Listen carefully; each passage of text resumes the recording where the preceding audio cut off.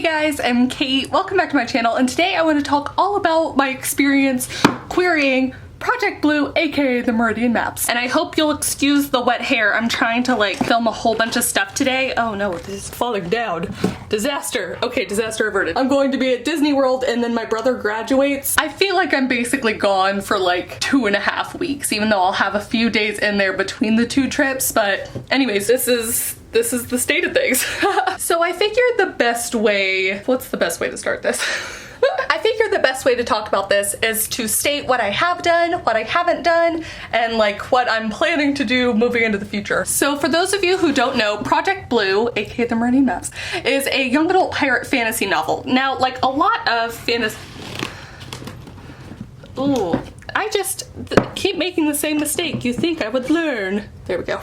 It's a young adult pirate fantasy novel. It does stand alone in the aspect that I wrapped it up enough that I feel like the journey for the main character in the first book feels like a conclusion, but it's obviously, it's not done. It's meant to be a series. What I have done. Let's talk about what I have done.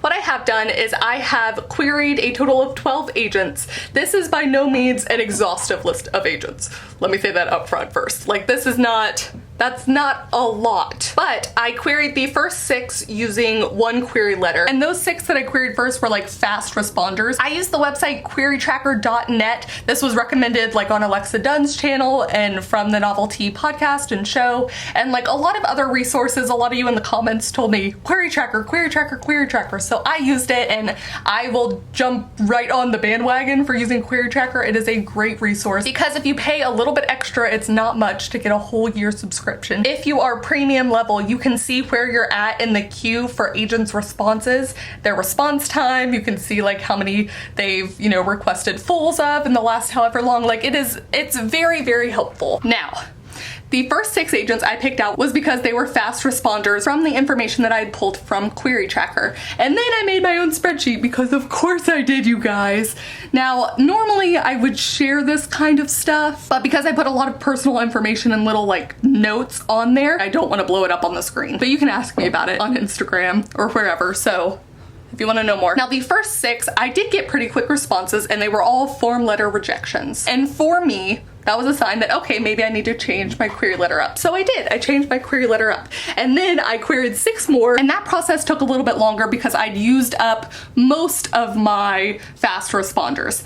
Now, the list of agents I'd narrowed down all accepted young adult fantasy, and they all sounded like the type that would enjoy the Meridian Maps. That's the goal of querying agents to begin with. You want them to like your story. I did not have a huge list to start with, but the next 6 agents also either gave me form rejections or they just didn't respond, which based off of the feedback I know from Query Tracker, I know that that's just kind of their standard fare. They don't respond unless they really love something and want it. So I figure I can discount them after a certain amount of time. So I am sitting here with 12 rejections, 12 form rejections in total on this story, after having changed up my query letter. Now, there's several possibilities for why that is. 1, my query letter could just be like no good both times. Like that's a totally valid reason. 2, pirates just might not be hot right now, or maybe I like missed it a little bit and they're not gonna be publishing anymore.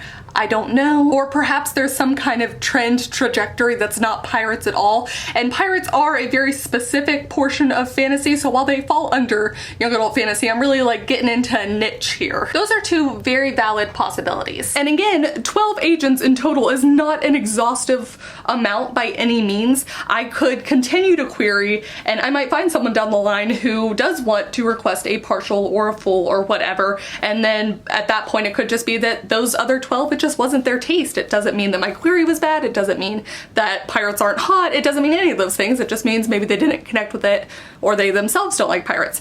This is the hard line to find because I can't know from a form rejection why someone doesn't want to represent me based off of that story. And I want to say before I move on and kind of continue into this like the future of the Meridian Maps, aka Project Blue, in that I'm looking at Project Purple. It's pink, it's fine, I know. Project Purple It is a standalone, it's a YA contemporary, and I do still plan to query that one at this moment, as is the case with Project Death. It's a standalone fantasy novel, and it has an entirely different world building system set around it, and its own ethos, and its own god of death and everything. So I do still plan to traditionally query that at this moment in time. But we're not talking about those, we're talking about Project Blue. I just wanted to mention those to make the point that this is not casting aside traditional publishing in full. It's not anything like that, nor is it a statement on never querying Project Blue again. I have just been rethinking some things. This mug is like bigger than my head, it's amazing. So this is where I want to tie in the fact that I said that I always imagined the Meridian Maps being a series, and now if you traditionally publish, you don't always have, how do I want to say this? How do I want to say this? If you traditionally publish, there's no guarantee, I mean, one, that it's even gonna get traditionally published, but two, that the publisher will agree to buy all of the books that I envision, or anything like that, you know? And it could also mean that maybe I envision 5 books, and then the first 3 don't sell well, and I don't get to finish it. That's totally a possibility that happens with traditional publishing. Selling trilogies, selling multi-book series is still really hard because it's a much bigger gamble for everyone involved. So having said that, I am putting a pause on my querying for Project Blue for the Meridian Maps right now. That doesn't mean I won't query it traditionally in the future. I'm just thinking over some possibilities. I talked with Becca recently, and now she's huge on indie publishing. To begin with, she has indie published books before. She loves it. She enjoys it. I have always planned to indie publish other books, like my college romance series and my Scooby-Doo meets Princess Bride story, whenever I get that done too. Like, that's in my head. Those were always definite things in this category, but Project Blue had always been in this traditional world category, and now I'm just kind of moving into the middle to rest and sit through some things.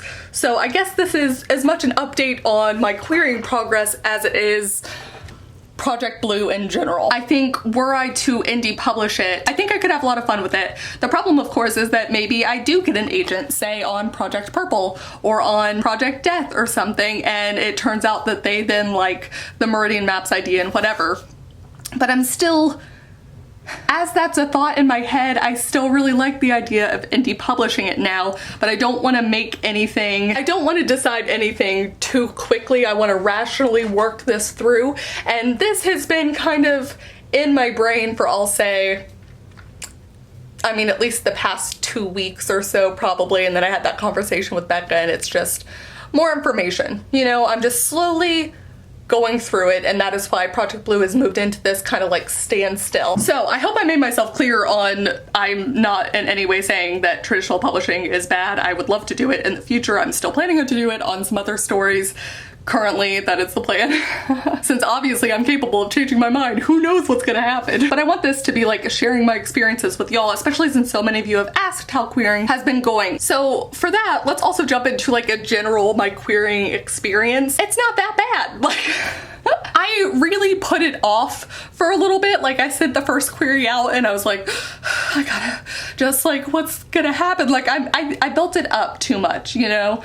In my head I was like, this is what I've wanted my whole life, and like, this is it. And I didn't think I was gonna be that person when I did it. Like, that's the weirder part, was that I had this like moment of, oh my gosh, no, querying is totally fine.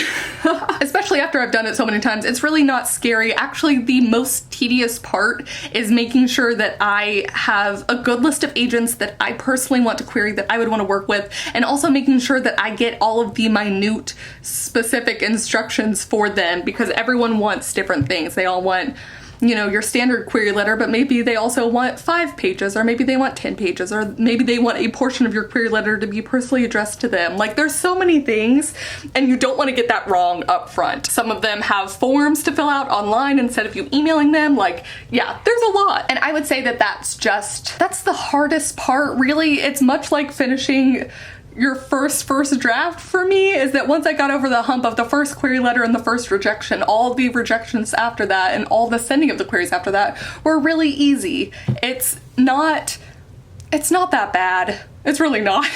I built something up in my head, and I'm telling you now because I wouldn't want you to block yourself from what you want. Like, that's what that would be doing, you know? So to wrap up this, like, update, is that what this is? I guess that's what this is. To wrap up, I am just thinking more about Project Blue and thinking more about what I want to do. Look at me rhyme. Guys, I'm a writer. And of course, I will keep you updated as things go along, as I query Project Purple or Project Death or whatever else in the future. If I ever change my mind, like, y'all are gonna know. This is what this is. But please do comment down below. Let me know if you have any experience querying. Let me know if you have any other questions about querying. I will say again, check out querytracker.net. Everyone advises it for a reason. Honestly, it is great. I really like it. Maybe I can show you one part. I'm not gonna say who this agent is, but I'm gonna log into mine and show you basically the timeline because it's really cool stuff. Like, you'll see my rejection. All right, now at this point in the process, do you see?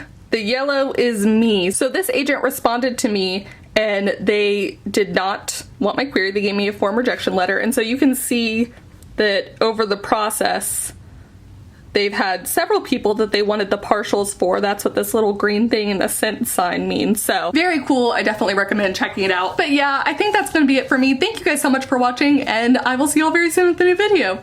Bye. And Scooby-Doo meets Scooby-Doo means from query tracker. From the information I pulled from query tracker.